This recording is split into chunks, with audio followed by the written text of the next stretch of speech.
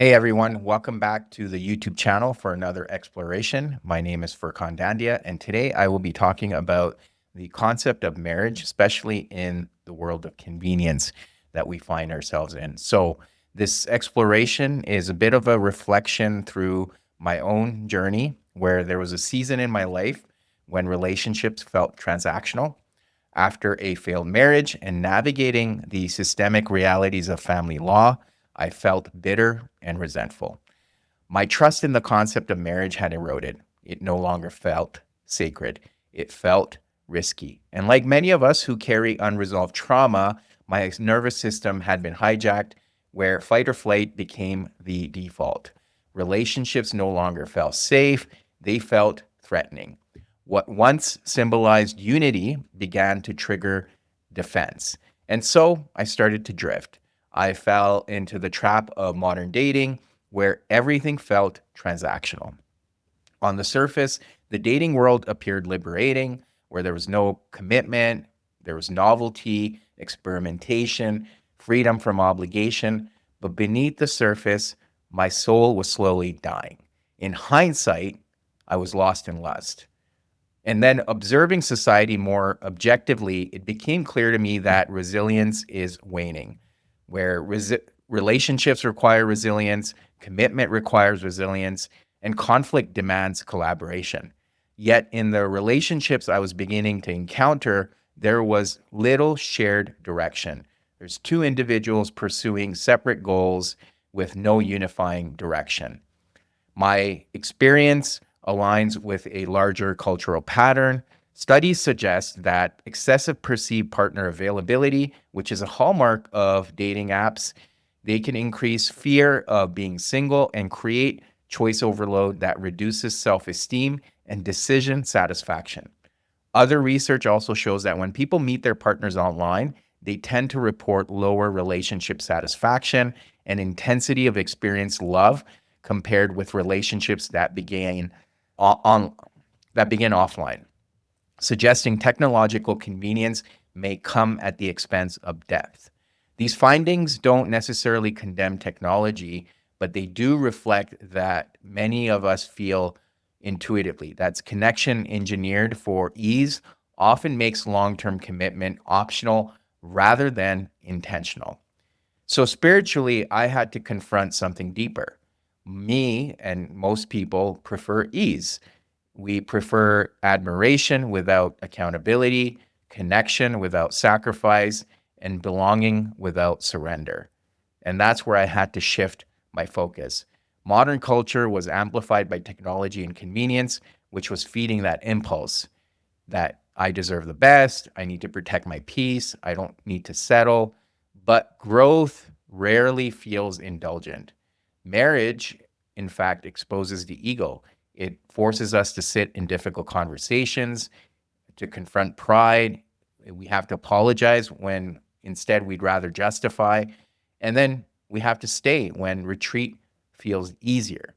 So without God consciousness, marriage becomes negotiation. But with God at the center, it becomes worship. So the turning point I had was accountability. The more I reflected, the more I realized something uncomfortable. My faith had been conditional, and the energy I was attracting mirrored that condition. When I finally held myself accountable, when I stopped blaming circumstances and began living according to defined standards, something started to shift. I realized the union I was seeking could not be rooted in emotion alone. It had to be embedded in faith. I began envisioning a relationship where conflict did not threaten collapse because both individuals could return to something higher. A relationship where disagreements were filtered through shared reverence, where individual purpose was rooted in becoming better humans through spiritual evolution, and that could only happen in relationship to our creator. And when I focused on that, that is what entered my life. It wasn't performative faith, it was embodied. The woman I ended up marrying saw the bigger picture. Our marriage was built upon faith, not as a slogan, but as a practice.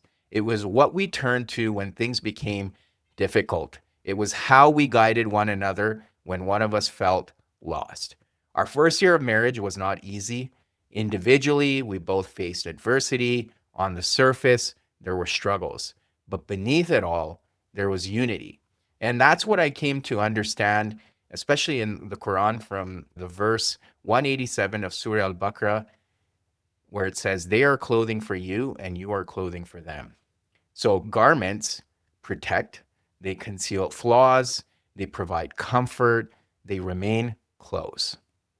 We became garments for one another, covering our imperfections, protecting each other's dignity, and offering comfort in hardship. The metaphor ceased to be poetic, it became real. And then, as we strengthened our bond, we were blessed with a daughter. From the beginning of our marriage, I pursued goals while my wife supported me with unwavering commitment. But to witness her lifelong goal of motherhood unfold before my eyes, to see her endure labor with grace, strength, and sacrifice, it left me in awe.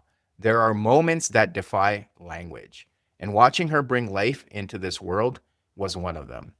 Labor was not the culmination of her goal, it was the beginning. Threshold crossed, a sacred responsibility accepted. Since becoming parents, our bond has deepened in a way I could not anticipate. Through fatigue and sleepless nights, I watch my wife love, nurture, and protect our daughter with grace, and I understand something new. We have not only committed to one another, we have committed to a life entrusted to us. We have committed to society. We have committed to raising a soul who may one day contribute goodness beyond what we can see. That weight is not burdensome, it is sacred. But commitment does not begin with marriage, it begins with the self. If I had not committed to myself, if I had continued compromising my integrity in pursuit of transaction, I would still be wandering. By giving myself the love I sought from the world, I felt worthy. And in doing so, I realized something humbling. The door to God has always been open. It was I who had shut it. His love was unconditional. The world's love was not. In an age where everything is optimized for convenience and comfort, spiritual growth remains uncompromising. When we commit to our growth, truly commit, everything prospers, including our relationships. So, marriage in the age of convenience, a marriage built upon faith, is not rooted in control or coercion, it is rooted in shared direction. When two individuals are oriented towards similar spiritual growth, there is patience, there is support, there is freedom, there is trust, not because life is easy, but because both are committed to becoming better. Marriage, then, in this age, will always feel countercultural because covenant carries weight. But it is that weight, responsibility before God, before family, before society, that gives marriage its strength. And strength, I have learned, is what allows love to endure. So if this exploration speaks to you, please pause and ask yourself, what foundation am I building my relationships upon?